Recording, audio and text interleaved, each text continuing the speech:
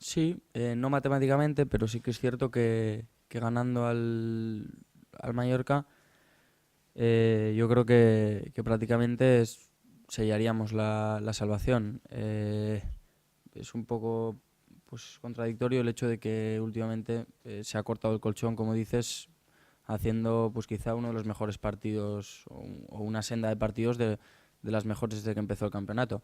Entonces ahora es el momento de convertir todas estas ocasiones que hemos tenido y no hemos conseguido, no hemos conseguido materializar y bueno, y también dar una alegría a nuestra gente. Yo creo que el partido va a ser la diferencia entre estar un mes tranquilos o ponernos a temblar y que empiecen las dudas.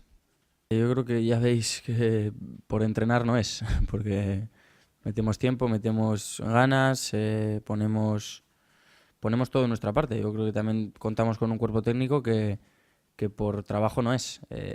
Luego, si pegan en los palos y va para afuera, pues también yo creo que es bastante parte del azar.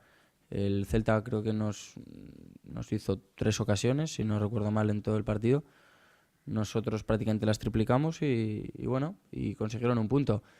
No queda otra que seguir intentándolo. Yo creo que el tema del acierto de cara a puerta, evidentemente tiene también punto de cualidades de los futbolistas, pero también tiene parte de azar y tiene parte de eso, de que un día, si seguimos intentándolo, si seguimos creando oportunidades, van a pegar al palo y van a entrar en vez de ir para afuera. Hay ganas de sellar la salvación, de que termine la temporada, personalmente no, y creo que te hablo también por todos mis compañeros.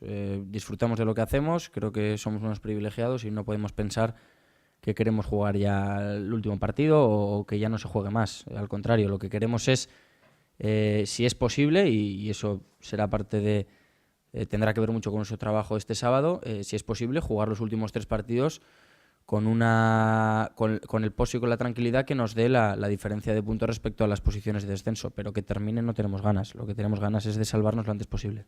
Bueno, todavía está por ver qué alineación presentamos el sábado, pero si es así, bueno, siempre he dicho que la confianza que he tenido por parte del entrenador en estos 2 años ha sido muy grande, agradecido e intentar seguir correspondiendo a esa confianza.